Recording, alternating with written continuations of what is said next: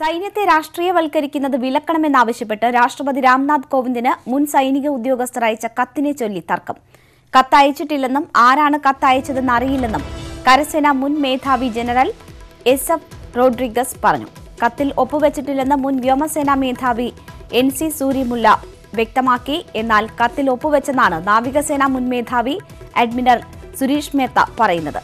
കര, നാവിക, വ്യോമസേനകളിലെ 8 മുൻ മേധാവിമാർ ഉൾപ്പെടെ 150-ലധികം ഉദ്യോഗസ്ഥരാണ് കത്തിൽ ഒപ്പുവെച്ചിരിക്കുന്നത്. വിവരങ്ങളുമായി KP അഭിലാഷ് ചേരുന്നു. അഭിലാഷ്, ഈ കത്തിനെ ചൊല്ലിയും വിവാദം ഉടലെടുത്തിരിക്കുകയാണ്. എന്താണ് ഇപ്പോഴത്തെ ആശയക്കുഴപ്പം? പാകിസ്ഥാനിൽ ഇന്ത്യൻ സൈന്യം നടത്തിയ ആക്രമണങ്ങളെ ലോക്സഭാ തെരഞ്ഞെടുപ്പിൽ BJP രാഷ്ട്രീയ ആയുധമാക്കുന്നതായുള്ള ആക്ഷേപം നേരത്തെ തന്നെ ഉയർന്നു വന്നതാണ്.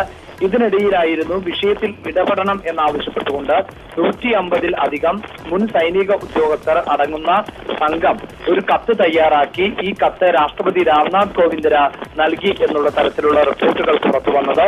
കര, നാവിക, വ്യോമസേനകളിലെ 8 മുൻ മേധാവികളും കത്തിൽ ഒപ്പുവെച്ചിട്ടുണ്ട് എന്നാണ് പറയുന്നത്. ഈ കത്തുമായി ബന്ധപ്പെട്ട റിപ്പോർട്ടുകൾ മാധ്യമങ്ങളിലടക്കം ഇതിന്റെ പകർപ്പടക്കം പുറത്തു വരികയും ചെയ്തിരുന്നു.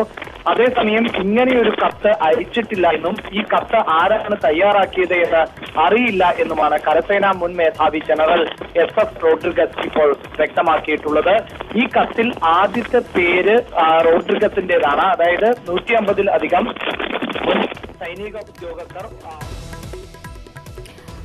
ടെലിഫോൺ ലൈനിൽ വ്യക്തത കുറവുണ്ട്. KP അഭിലാഷാണ് വിവരങ്ങൾ നൽകിയത്.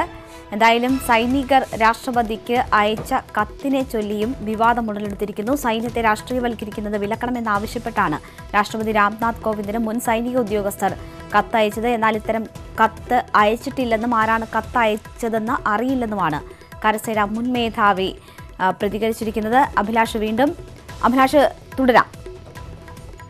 രേണുക, പാകിസ്ഥാനിൽ ഇന്ത്യൻ സൈന്യം നടത്തിയ ആക്രമണങ്ങളെ BJP രാഷ്ട്രീയ ആയുധമാക്കുന്നു എന്നുള്ള ആരോപണങ്ങൾ നേരത്തെ തന്നെ നിലനിൽക്കുന്നതാണ്. ഇതിനിടയിലാണ് 150-ലധികം മുൻ സൈനിക ഉദ്യോഗസ്ഥർ അടങ്ങുന്ന ഒരു കത്ത് തയ്യാറാക്കിക്കൊണ്ട് ഈ കത്ത് രാഷ്ട്രപതി രാംനാഥ് കോവിന്ദിന് കൈമാറി എന്ന റിപ്പോർട്ടുകൾ പുറത്തു വന്നത്.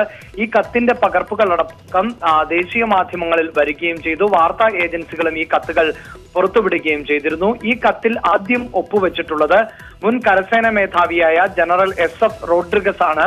എന്നാൽ S.F. റോഡ്രിഗസ് ഇപ്പോൾ വ്യക്തമാക്കുന്നത് ഇങ്ങനെയൊരു കത്ത് തയ്യാറാക്കിയിട്ടില്ല എന്നും ഈ കത്ത് അയച്ചതായി തനിക്ക് അറിയില്ല എന്നുമാണ്. താൻ ഇങ്ങനെയൊരു കത്തിൽ ഒപ്പുവെച്ചിട്ടില്ല എന്നും റോഡ്രിഗസ് ഇപ്പോൾ പറയുന്നു.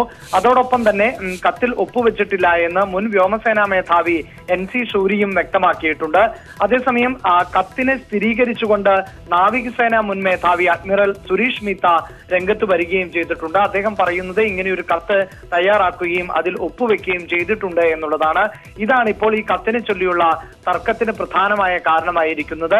നേരത്തെ ഇങ്ങനെയൊരു കത്ത് രാഷ്ട്രപതിക്ക് നൽകി എന്നതുമായി ബന്ധപ്പെട്ട് രാഷ്ട്രപതി ഭവനിൽ നിന്ന് ഏതെങ്കിലും തരത്തിലുള്ള സ്ഥിരീകരണങ്ങൾ ഉണ്ടായിട്ടില്ല. ഇങ്ങനെയൊരു കത്ത് ലഭിച്ചതായി രാഷ്ട്രപതി ഭവൻ വ്യക്തമാക്കിയിട്ടുമില്ല. അതേസമയം ഈ കത്ത് നൽകിയത് വലിയ തോതിൽ രാഷ്ട്രീയമായി ഉൾപ്പെടെ ചർച്ച ചെയ്യപ്പെടുന്ന ഒരു സാഹചര്യവും ഉണ്ടായി. സൈന്യത്തെ രാഷ്ട്രീയ നേട്ടത്തിന് ഉപയോഗിക്കുന്ന പ്രവണത വർദ്ധിച്ചു വരികയാണ്. സൈനിക അടയാളങ്ങൾ, യൂണിഫോം എന്നിവ പ്രചാരണത്തിൽ ഉപയോഗിക്കാൻ നേതാക്കളോ പാർട്ടികളോ തയ്യാറാകരുത്. ഇത് വിലക്കിക്കൊണ്ട് രാഷ്ട്രപതി ഇടപെടണം എന്നാണ് ഈ കത്തിൽ ഉള്ളടക്കമായി ഉള്ളത്. വിംഗ് കമാൻഡർ അഭിനന്ദൻ വർദ്ധമാന്റെ ചിത്രങ്ങൾ പ്രചാരണത്തിന് ഉപയോഗിക്കുകയാണ് വ്യാപകമായി. അതിർത്തി കടന്നുള്ള സൈനിക നടപടികളുടെ ക്രെഡിറ്റ് രാഷ്ട്രീയക്കാർ ഏറ്റെടുക്കുന്നത് അസാധാരണ നടപടിയാണ് എന്നും ഈ കത്തിൽ വിമർശിക്കുന്നുണ്ട്.